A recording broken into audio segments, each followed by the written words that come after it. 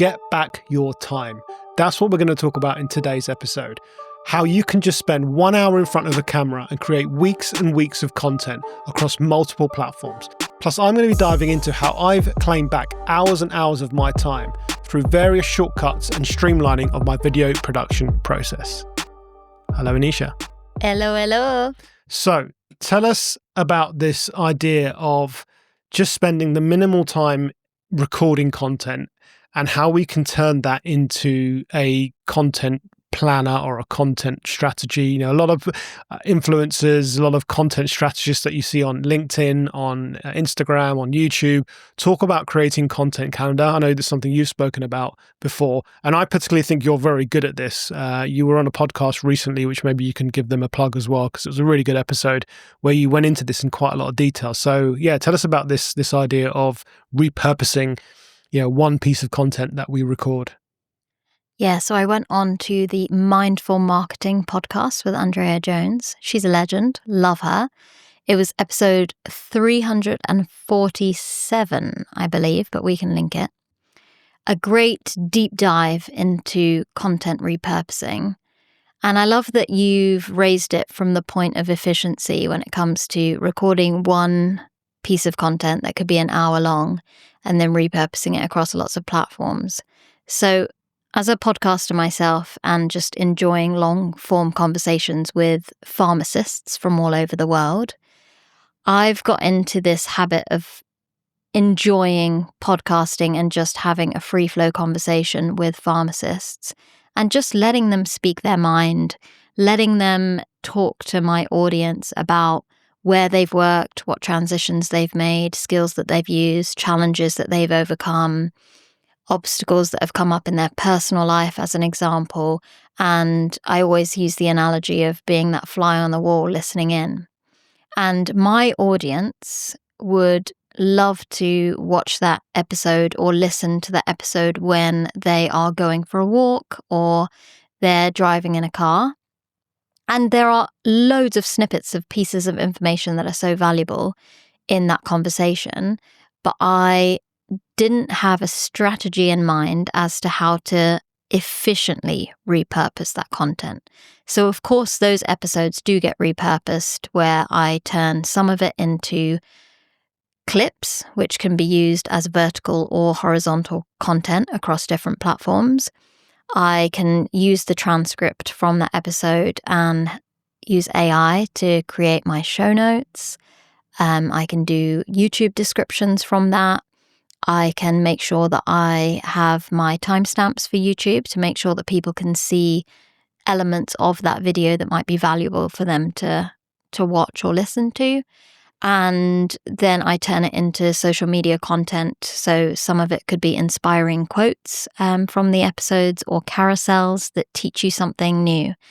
But what I have learnt in my most sort of recent last few months of being a podcaster is how to maximize that efficiency and really dive into understanding how to make that content go even further.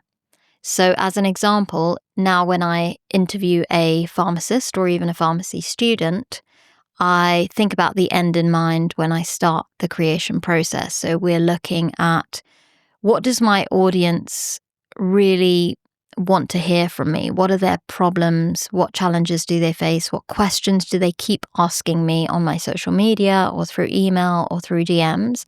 And how can I create a really awesome podcast episode that helps to answer some of those questions? And I turn these episodes into the same long form content, but when I create that podcast episode, I'm thinking about how I can actually chop that episode into, say it's an hour long, but if I talk about 4 strategies to become the best version of yourself as a newly qualified pharmacist, those 4 tips that we give during that episode can actually be turned into 4 slightly longer, sort of 10 to 15 minute segments. So if you wanted to, you could put the long form content out on your YouTube channel and then have a separate playlist where you can chop that content up into 4 more episodes. So new people could find you through that shorter form content. You may have an audience, and this, you have to think about who your audience is, what their sort of listening habits are, how often they kind of jump onto YouTube or Spotify or Apple or wherever they listen, and when they're actually tuning in, the times of day. What sort of mindset are they in when they're listening? Do they want to be really educated? Do they just need a little bit of inspiration? So those short segments could be really valuable for people who are lacking time. So if their commute is 10 to 15 minutes, they can hop onto YouTube and kind of listen or watch that content. Do they just need short snippets of information to motivate them to make a change? Or are they those long-form listeners? And part of the process, if you're new to creating a podcast, is actually putting as much kind of various types of content out there and seeing what does well on the channels and just exploring. So the 1 hour of content can then be chopped up into segments, which is great. You can create those different clips. On top of that, you can turn that entire podcast episode into multiple reels that can be used on different platforms. And my podcast, obviously, I cater to pharmacists and pharmacy students or training pharmacists. Now, what a pharmacist would find valuable may be completely different to what a student would find valuable. But within the same conversation, I can find short form content that would apply to both audiences. So I would go through my podcast episode using AI or going through the content myself and finding snippets of information that would be valuable across different platforms. So a lot of the pharmacists that follow me are on LinkedIn. They've got, 5, 10, 15 years of experience.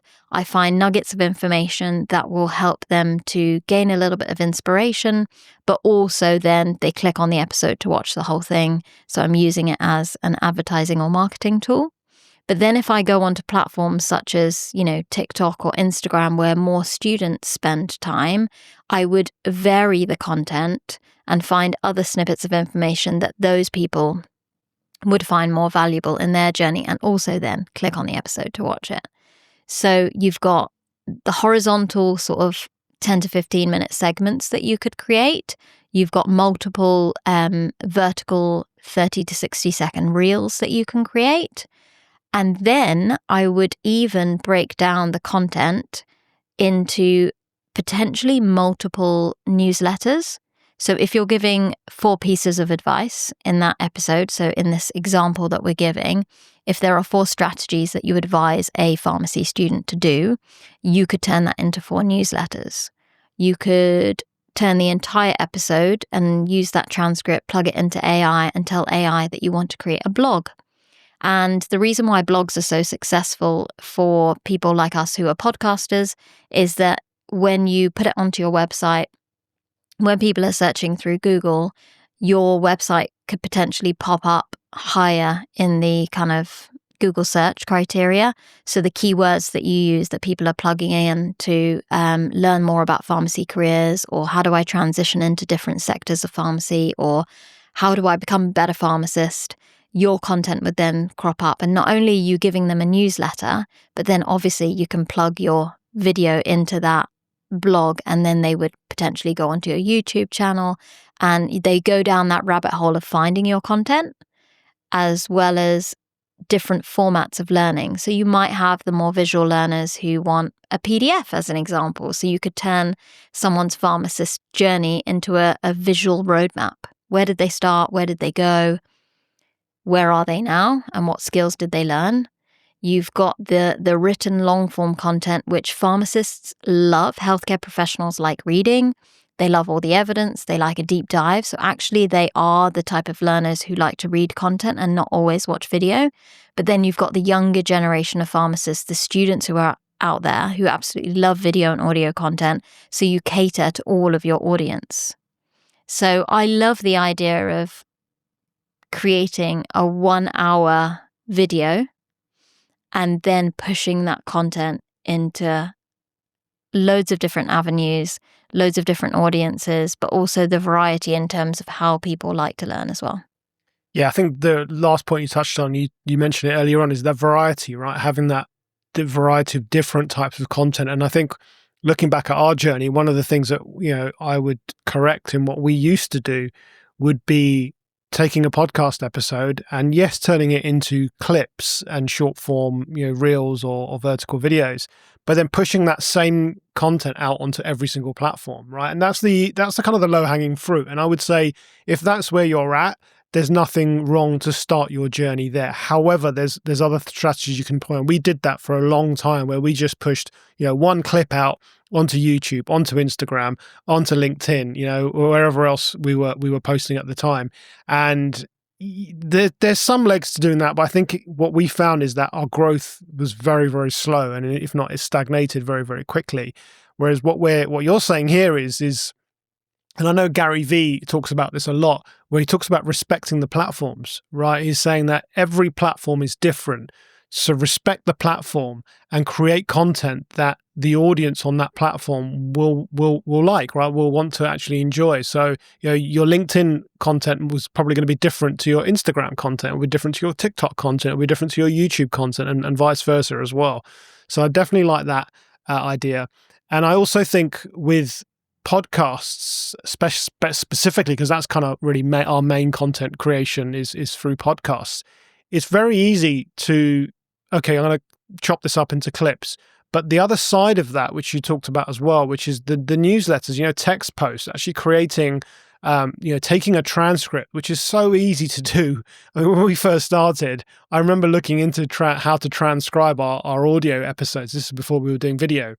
And it was like, ridiculously expensive to find some transcribing software to take our audio files. And I just thought there's no point doing this. It's just going to cost us too much. And now you can do it for nothing, literally nothing.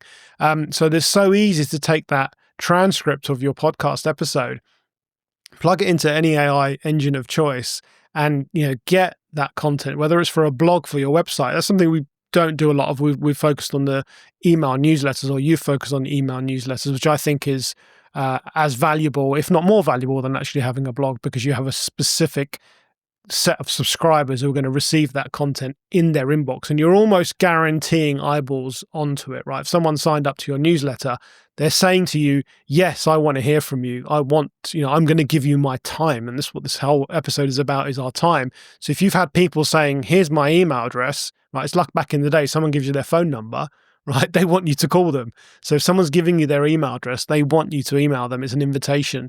And then creating and curating content for that audience is really important. And I think you're very good at doing that. If you haven't signed up to Anisha's newsletters, go and check them out. We've got Behind the Mic, which is based around this show, and obviously there's the Pharmacist Diaries one as well. Let's touch a little bit more on that, because a lot of people, and I've heard this a lot in the kind of general, in the general environment about using AI, right? And I think I want to draw a clear distinction between going onto ChatGPT or Claude or Gemini and just saying, write me a newsletter, right? There's a big difference between doing that and actually taking something you've already said, right? Your transcript from your podcast episode are your words coming out of your mouth, put onto paper, plugging that into an AI engine and saying, give me content from that, because you're not asking the AI to create the content from scratch. You're giving it what you've already said or you've already thought. And I think that's a real important differentiator, because yes, we can all go onto ChatGPT and say, write me a book or write me a whole month's worth of content, but that's not really coming from you. So I think that's a really important thing to understand. And I do this with a lot of my posts. I'm not very good at sitting down with a blank piece of paper and writing something, right? I remember all the way back to going back to school, I used to hate, having to write essays or stories or things like that, because my mind doesn't work that way. But you put a microphone in front of me or a video camera, and I can just talk, right? I can just say what's on the top of my head and I can just talk. And I've been doing that where I would just go on to Descript, which is the software I use. I want to talk about Descript a little bit later. And I'll just hit record, and I won't record the camera. I'll just record my voice, and I'll just talk into Descript. And as I'm talking, Descript is transcribing everything I say. And then I would take that and then ask, like, you can actually do this within Descript, right? Say, turn this into some social posts or turn this into LinkedIn posts. And I've just found that's been really useful for me personally to create content. So yeah, let's get into that. Tell us a little bit more about that process and how you go about doing that. Before we dive into the next part of this episode, I want to share something I've been absolutely loving lately. I bought these blue light blocking glasses from OcuShield and I'm absolutely obsessed. As a pharmacy student or pharmacist, we are constantly staring at screens all day long. And for me personally, I'm also using them several evenings of the week when I work on my podcast. So I was feeling really guilty about this and having so much screen time in the evening. And I knew it was definitely impacting my sleep quality. So I treated myself to these glasses. I wear them every night when I get home from work and I'm absolutely loving it. The frames are really stylish, and more importantly, they obviously filter out the really harsh blue light that can negatively impact your sleep cycle and cause eye fatigue. I've noticed a really big difference in my sleep quality, and I wanted to share it with you because it might be a tip for something that you could treat yourself to as well. I found a 20% off family and friends discount code on their website, which you can access from the link in the show notes. Now let's get back to the episode. Yeah, so just before I dive into that, I just want to pick on one thing that you said about posting on all social media platforms. And I think when we started our journey, we just wanted to reach as many people as possible and also find where our people are. So with Pharmacist Diaries, I knew that there were pharmacists on sort of Twitter, Instagram, TikTok, LinkedIn, and I wanted to share the podcast everywhere. So it was just easy for people to find me. And there's absolutely nothing wrong with that strategy. But if you're like me and you start your journey when you're working full time and your podcast is kind of like your passion project or a hobby that you're doing on the side, you want to maximize your time and your efficiency. And in order to, I think, approach it from a more strategic point of view, is that before you start your podcast, you really have to identify who your audience are going to be in the first place and figure out where they already live. Where do they actually spend most of their time on social media? Like, what platforms are they on? How do they like to receive information? Is it the short form content versus the long form? Is it written? Is it infographics? Is it quick tweets? How do they like to receive information? And then also discover their sort of habits in terms of what times of day they like to use social media. A lot of my followers, I feel like they're on in the evenings, and that's just from years of getting feedback and using the analytics of the apps that I have available to me to figure out when most of the people binge watch my content.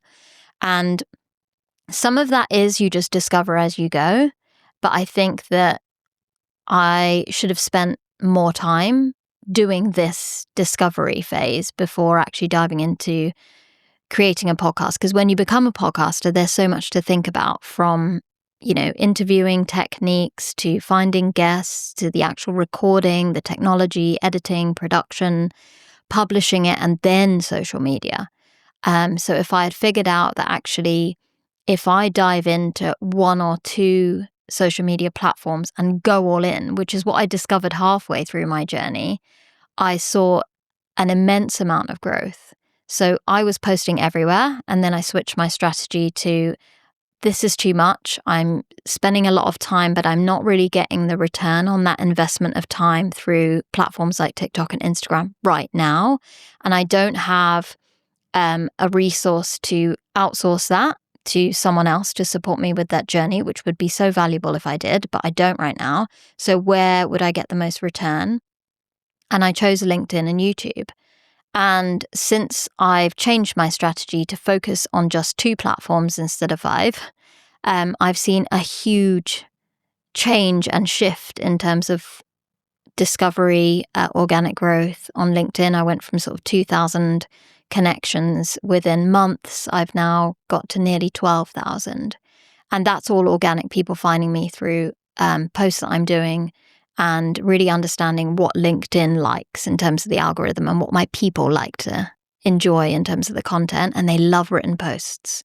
Pharmacists do love written posts. They don't need video content, though that is all going to shift. And I truly believe that I'm one of the first people to create a crazy amount of video content, and I will hopefully inspire lots of other people to move in that direction, which is awesome, right? But then also understanding the YouTube algorithm and how YouTube Shorts work and how that can also increase my discoverability organically. But with regards to using AI, I love putting a transcript into Claude because it understands the way I speak, the language that I use, the tone of voice, how friendly I am, my energy, my enthusiasm. So I don't just plug it in as a copy and paste and just say, create me a newsletter from this. I will ask it to use similar language and style and energy in the newsletter, because when you transfer how you speak into written format, people can sort of hear you. If they know you and they connect with you and they're loyal followers, they can hear you speak. When I don't know, you read my newsletters and you always love them and you always say, oh, that was so good. And I don't know if part of that is that, do you hear my voice when you read it? Yeah, absolutely. Yeah. It's written as you would speak. So I think that's really important. And just I'll let you continue, but there's actually a little hack you can do where if you've got, like, for example, the podcast is a great platform, great example, but even if you're a YouTuber, if you've got lots of content of you speaking or even writing, if you've got blogs, a lot of people have started off writing blogs, and you've got this entire library, you can throw all of those transcripts into something like Claude. I prefer Claude for written content. I think it just seems to give us the best results. And you can actually ask it to create what's called a style guide, right? So just like with a brand, you'll have a brand guide. You can ask it to create a style guide based on how you speak or write. And then you can use that style guide every time you want to create a new piece of content. So use this style guide to create X, Y, and Z. And exactly that, it will give you content that sounds exactly how you speak or write, which is, I think, a really important point. Yeah. And what also on top of that, when I'm delivering the message to Claude, is I think that my audience absolutely love a story. And I think any audience loves a story, right? They love an example. They love being able to read how you've applied something to your life, or you faced a problem or a challenge and how you've overcome that in your own journey, and then they apply it to theirs, or it resonates more. So sometimes when I'm creating newsletters, I will also quickly type out a story and say, I want to add this into the newsletter. Help me to find a good place to actually insert it. And also I would say something as simple as insert it right at the beginning of the newsletter. And it might be about my holiday I recently went on to India and the learnings that came out of it, taking 2 kids traveling without my husband. And I insert a few pictures of my family in there. And again, that all comes out through a very quick and easy post through AI, which if I had to free type that, it would take a really long time. And using that information, once I have the newsletter, it's then easy. Once you're in that same conversation, you can then say to Claude that actually I also want to post about this on social media. I want to use it on LinkedIn and share it with my professional network. And you give it little snippets of information about how you want to deliver it. And recently what I've been doing is I've been going onto LinkedIn and looking at my most popular posts. And I actually copy and paste that back into Claude and say, look, this has been a really popular post. Or I sometimes I even put 2 or 3 of my most popular ones, and I get Claude to actually figure out why they could be popular by actually asking AI, what are the themes in this, or what's the style, or what's the personality of these posts that have made them popular? And then I ask it to create more posts that are similar to that. And that's been really helpful with my journey with social media as well. Yeah, I love it. I think it's, people think of AI and they just think it's a magic pill to not doing any work. But actually, there's a lot of work that goes into creating content still, but you're just, you're removing a lot of the heavy lifting, and it elevates us, the human being, the creator, to a different level where we can kind of focus on those types of activities. We're thinking, okay, well, why is this working well? And we don't have to figure it out ourselves, right? The computer can do it for us, or the AI can do it for us. So I think that's the smart way of using AI, as opposed to the examples I gave earlier. So I really think that's important. And I think even in this modern world of we're in a video heavy, I think we're in a kind of a video revolution, if you want to call it that, but we're in this world of video, TikTok, Instagram, all these platforms, LinkedIn are focusing heavy on video. I still think there's a lot of room for text posts, for things like carousels on Instagram do really, really well from my understanding and from people that I know that post heavily on Instagram. So there's still a lot of room for those types of posts, so we shouldn't be neglecting that written word as well. Absolutely. I mean, I have pharmacist friends across the ocean in the US who have 30, 40,000 connections and they have 0 video posts. And I've actually asked them, why have you not created video content? Because your audience would absolutely love it. And they are also parents like us. They are mums who have, one of my friends has 4 kids. So she is mainly parenting. She's got limited time to build her brand and build her business as an entrepreneur and a pharmacist.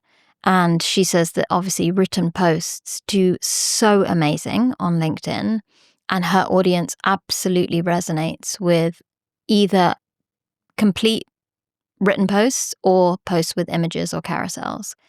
And I actually messaged her to say that some of the stories that she tells of pharmacists, so she helps you to understand about your sort of degree that you've got as a pharmacist and how you can leverage the skills from that to leave a traditional pharmacy job and go work in, health tech or the pharmaceutical industry or research and explore non-traditional routes. That's her jam. That's what she helps people to do. And she's created an online course about it, and she's really leveraging that.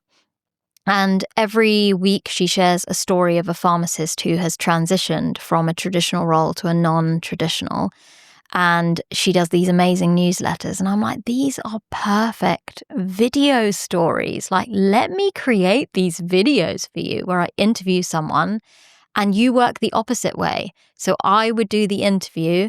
I would have an amazing conversation with this pharmacist who's transformed their entire career journey, and then use the transcript and you can turn it into your newsletters. And I'm actually meant to pitch this idea to her because I've kind of messaged her about it, but I think it's such a great idea because then the video content would be amazing for Pharmacist Diaries, but she can leverage the transcript and all the information to create the amazing text posts that her audience loves as well.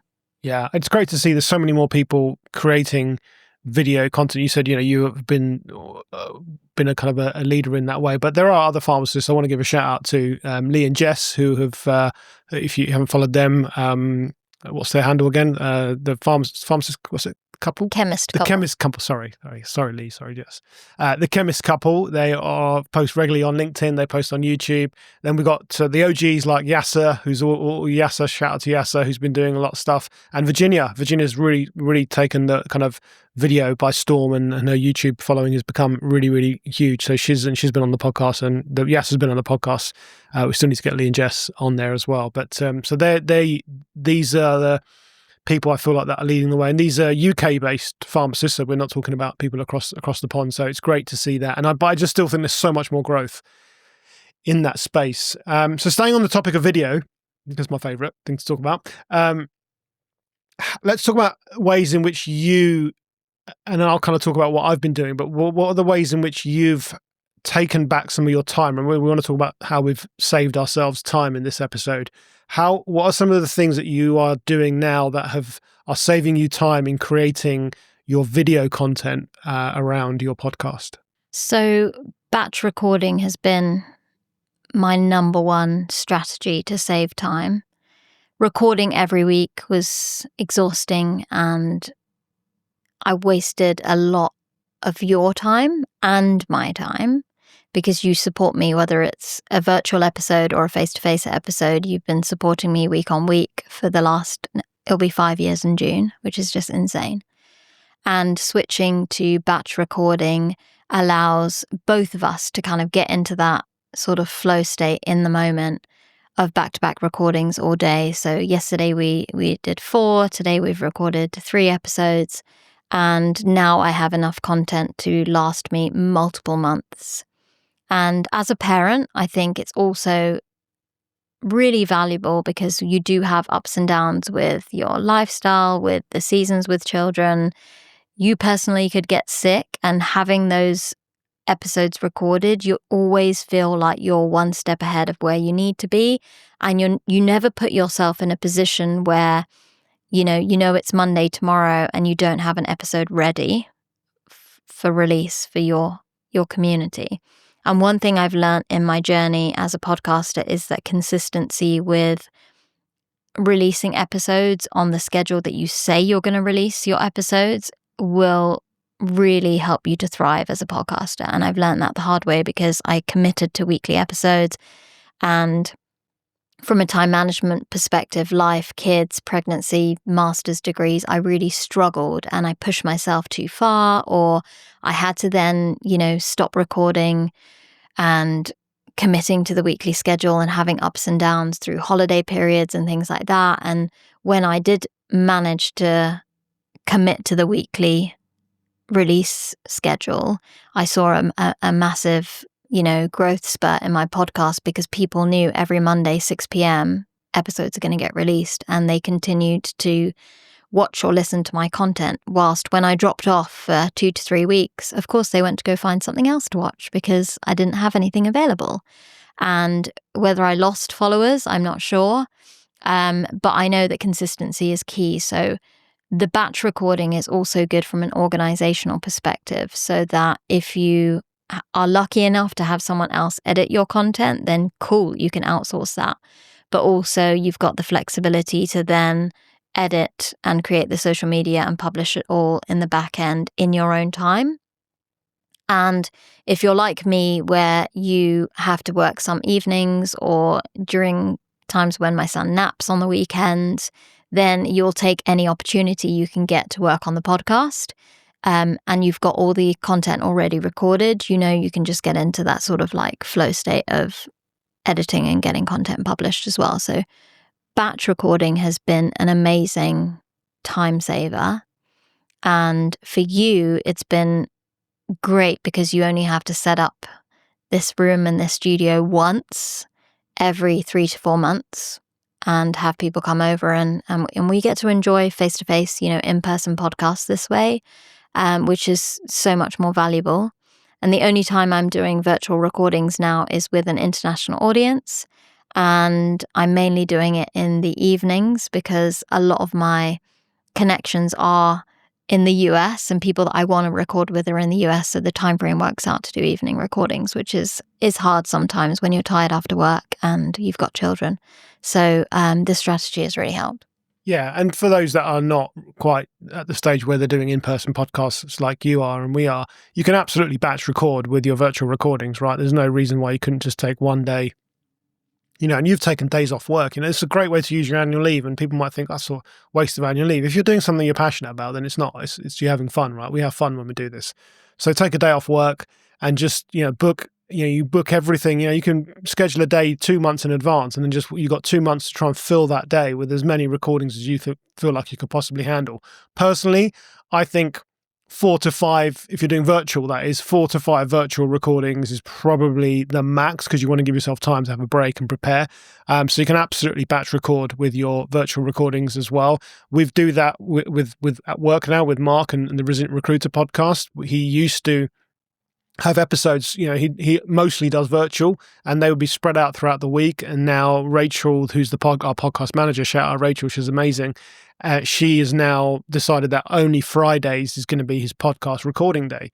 So nearly every Friday, it's not quite working out that way. I think it's every other Friday. I think we have 2 Fridays out of the month, which are podcast recording days. And Mark, it's also good for him as a host, because he, like you said, he can get into that mindset, right? Today I'm recording, this is what I'm doing, prepare for the guest. Nothing else matters on that day, right? I'm not checking other emails, I'm not thinking about coaching calls, I'm not thinking about the business. I'm thinking about being the host of this podcast. And then he could just go out and smash out. And then it helps me to say, okay, right, I've got a library now of episodes that are ready on Riverside for me to edit. And I can just go through and batch edit those episodes. And then it's taken the pressure off me a little bit, because I don't have to deliver an episode every week and just play catch up. I can just, spend a day or two just batch editing. I'll talk about my editing and production process in a moment. So that's really important. What about taking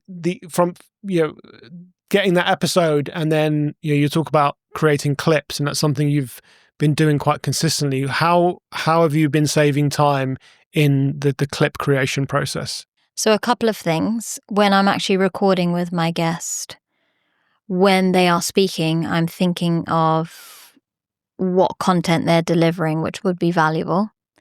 And at the end of the episode, I kind of note down where, like, topics that have come up or little quotes to remind me. And then obviously I can Control F and find those elements inside Descript. You haven't got your Stephen Bartlett trackpad yet? No, I haven't got as far as the trackpad, and I'm waiting for that as my next upgrade or my next Christmas present of the tick.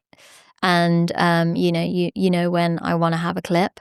Obviously that's a really good strategy. Or when we have a production team, let's say, someone else can have that job. Like, they're the social media queen and they can figure that out. That would be amazing. But then again, using AI. I have been creating clips in the past where I've listened to the entire episode on 1.5 or 2 times speed, maybe once or even twice, to try and find clips that I know that my audience would really, really enjoy. But now we've got tools available to us, and in Descript it's been amazing. The AI tool is pretty good. The only thing that I struggle with in Descript is that it's not a struggle actually, but it tends to find more clips of me than my guests. And obviously I want to promote the guest more than myself. And sometimes I save the clips of myself to use on social media randomly, which is great. Again, you're repurposing. And I save those clips and I can go back to them at any point and just create social media content from that. But obviously when I'm promoting an episode, I'm promoting the guest, so I want more content. Now, if AI, I normally would ask it to create 5 clips, which are 30 to 60 seconds on average in terms of content. And if it doesn't create what I want, I will go back through the episode and listen to elements of it and try and find the snippets of information. Or I will plug in specific keywords where I will say to AI, hey, look for obstacles that this person has overcome or challenges they faced or achievements or success stories. Go and find that information for me and create a clip about that, because I know that's something that would be really valuable for my audience to listen to or hear, and motivational. So once I do that, it usually finds extra. So you got to play with it. You've got to experiment with it. You've got to understand how it works and just try different things and see what magic comes from it.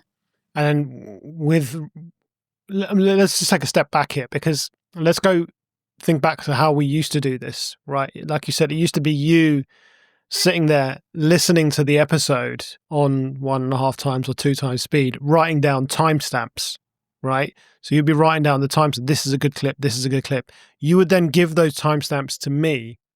I would then have to do the same thing, sit there and find those timestamps, cut the clips out, finish the clips, and then deliver them to you, which was extremely time consuming, really, really time consuming. 2 of us working on 30 to 60 second clips, whereas now all you are doing is taking that episode, which I will do the main edit in DaVinci Resolve, and then I kind of take that finished video, put it into Descript for you, and then you can just go into Descript and use the AI to kind of give you the clips. As you said, if it doesn't quite hit the mark, you can go in and edit a particular clip, make it longer, make it shorter, take things out. You can adjust it. So you don't have to take what it gives you. You can refine it.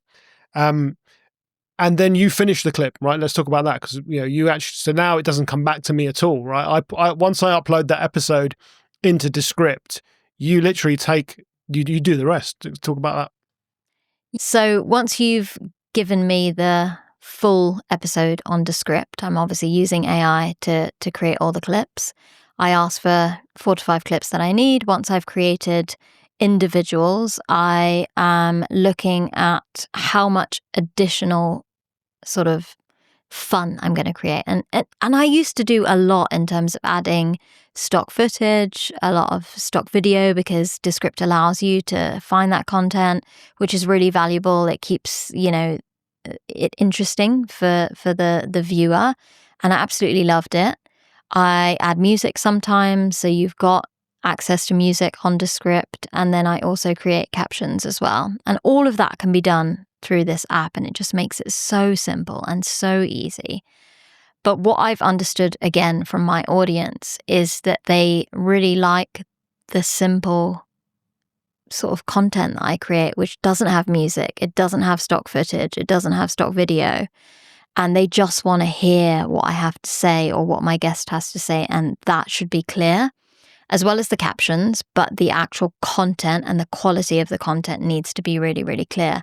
In fact, if I go overboard and over-deliver with all the amazing options that I have available to me, those videos don't do as well on my social media platforms. And I think as an early podcaster, if you're new to the journey, and this is what I've actually been saying to one of our clients in terms of content creation and starting her podcast journey, is that when you create the clips, just keep it simple to begin with. Number one, don't get overwhelmed by the tech and everything that is available to you.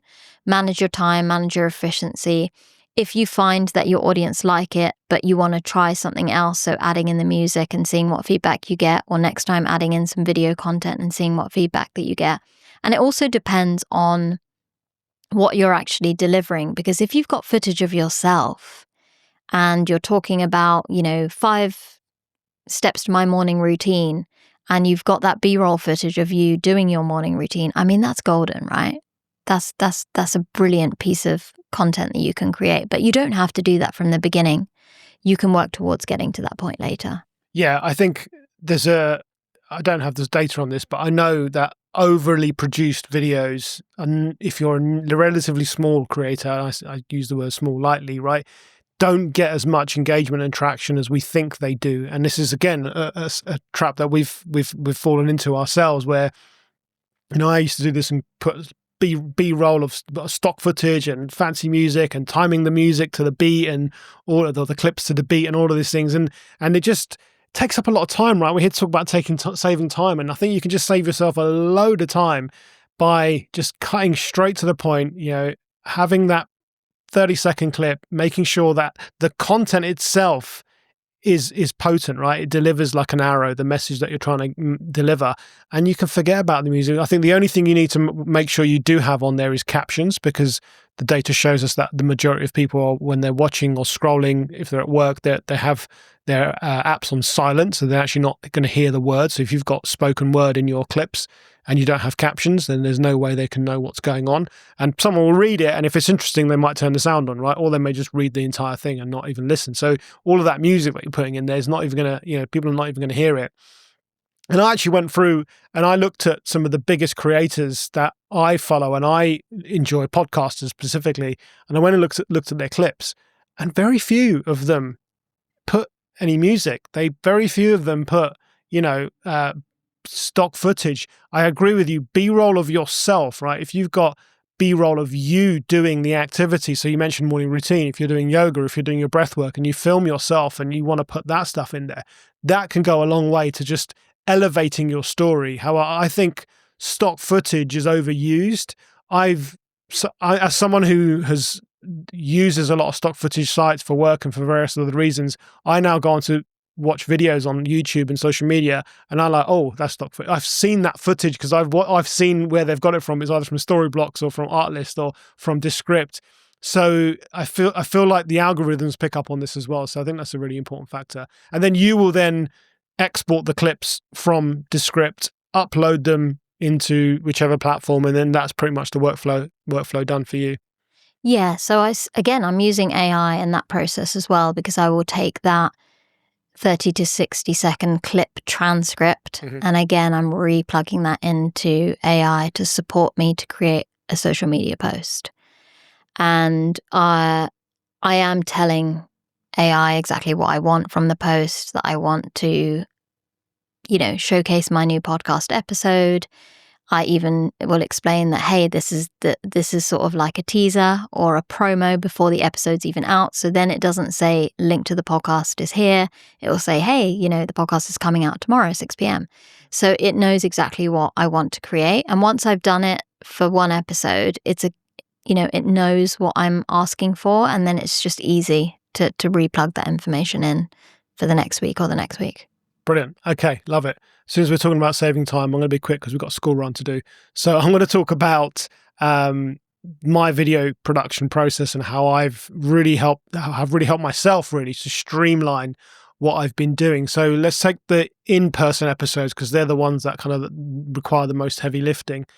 So one of the things that's really helped me is live production. And this is something that I've been thinking about for a very long time. So let me just backtrack and say, what do I mean by live production? By live production, I mean actually producing or editing effectively the episode whilst it's being recorded. So one of the longest drains of time for me used to be in an episode like this, where we've got 1, 2, 3 cameras. I would have 3 files from each of the cameras. So that's 3 video files. I would then be recording the audio into a separate audio recorder. I would then have, depending on how many people, we normally just have 2. I'd have 2 audio tracks, one for you, one for me, which I'll then have to pull all of that into DaVinci Resolve or Final Cut Pro as it was when I first started, sync it up, and then I'd have to create a multicam edit and then go through and switch between you when you're speaking, me when I'm speaking, and then just go vice versa like that. And that would be a manual process that I would do. Now, if you're doing virtual recordings, again, software like Descript, Riverside, they do all of this with the click of the button, right? AI, it will just kind of automatically know who's speaking and it will create your edit for you. I don't use those platforms for editing purposes because I just like to have more control and more granular control over what I do. So I would do that manually. Now, with live production, what I can do is I can switch between speakers whilst you're actually talking. So now I will sit in the room on the desk over there with my production console, which is a Rodecaster video that I've got now. I used to use the ATEM or the Blackmagic ATEM Extreme, and I will literally just select which camera I want at any one time. And in fact, the Rodecaster video now also has an auto switching feature. So right now, when I'm speaking, the image is switching to me, and then when you start speaking, it automatically switches to you. Now I can override that later on in the edit, but that saves me so much time than having to sit there and go through it manually in the edit. So that's one of the biggest thing that's really helped me to save my time. Now that is also doing all of the recording. So previously I'd record everything in the cameras themselves. I'd record the audio separately. Now I feed the microphones, the cameras, they all go into that one production console. I hit record on that production console. The audio and the video both start at the same time. They both finish at the same time. And that means I don't have to worry about syncing and having different length clips. And, you press start on one camera, then a second later you're pressing start on the other camera. Well, that's going to be out of sync. So this just streamlines all of that. And it's not that hard to sync it the old I'm going to call it the old school way, or as professionals would say, the professional way. But I'm got a full-time job, right? I also help out with the parenting and looking after the home and all those other things. And I want to help you as much as I can with the podcast as well. But when you've batch recorded 17 episodes, right, and I've got to do that 17 times, it takes a lot of time. So if I can just shave, it's going back to those 1% gains, right? If I can make that process 1% improvement over 17 episodes, that's a lot of my time I can claim back. So that really has been a godsend for me, just live producing the episodes. And then, if there are mistakes made, or if I make a mistake, if I'm live switching, if I forget to switch over, or if I'm switched to the wrong camera, that console records the individual feeds for me. So just like recording in my camera, it will give me all the individual files anyway. And then I can pretty much recreate that edit from scratch. And I would do that anyway for you for Descript. So when I'm live producing, I will even bring up things like the like and subscribe, button, and I'll bring up your name when you're speaking. I'll bring up, your website information. That's all built into that and burnt into that file. But I get clean files as well. So when you are creating clips, and you're creating vertical clips, right? I don't want those graphics to come up onto the screen. Otherwise, it'll just be chopped off and it'll just look weird. So I'll take the clean versions of those files and recreate the edit for you in vertical, and that's what I'll plug into Descript for you to then take your clips from. So that has just been such a lifesaver for me to create that. You having your pre-recorded intro as well, which we've gone back to, I think that's been really helpful. So you don't have to kind of do that intro every single time, or we don't have to kind of think about that. It's just done once. I insert it at the beginning of the episode, and then the only thing I've started doing is just, which takes a little bit of time, but I think it's worth it, is that we just skim through the episode and just take a 30-second segment of what someone said, something interesting, and put that at the very beginning of the episode, so that when people press play on your YouTube video, and this is more for the YouTube algorithm than anything else, that every single video doesn't start the same, right? Because if you have a podcast where, let's take that pre-recorded intro, if I put that at the beginning of every single Pharmacist Diaries episode, then every single episode, every time your video comes up on someone's feed and they press play, well, the first minute is going to be you doing that same intro, and they're going to just switch off, right? And we know this through the data. You want to hook people into the content, so that segment, that clip of the person speaking, it makes sure that every episode is different. And then after 30 seconds, it can sound the same, and then we get into the main episode. So for me, that's been a huge lifesaver in my process, and that's only going to get better, right? This is quite early. It's quite early in its evolution, this piece of kit. But I want to take this out onto the road when I'm doing these events that I do. So I've just come back from Florida in February while you're in India, and we do these live events where there's keynote speakers. I'm still doing that the old school way, but eventually I want to be able to live produce that, pull someone's PowerPoint feed into the console, and just kind of make sure that I have the finished edit all ready to go. So lots of time saving there for me, which I'm really grateful for.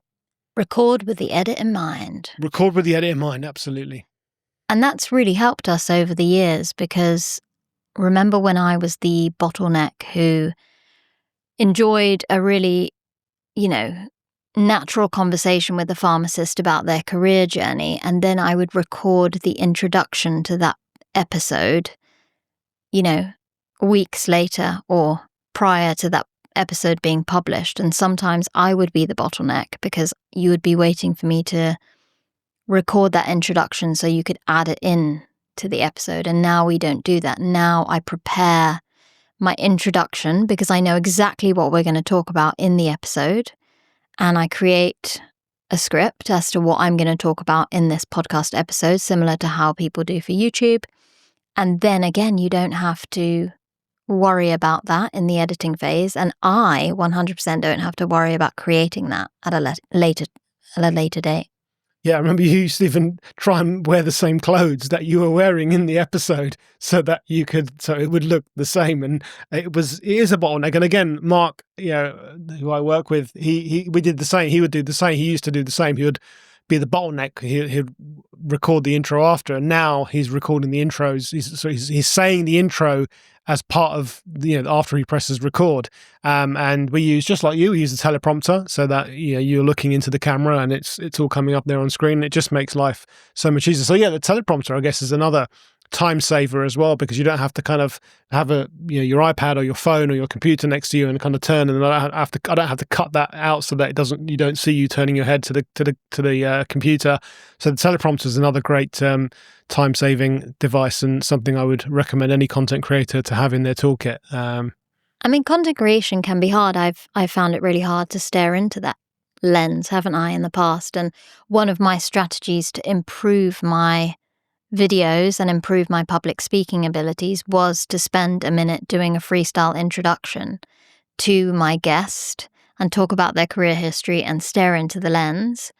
But in order to hook someone into a video in the first sort of 30 seconds, sometimes for me that freestyle intro hasn't worked as well as I've wanted it to.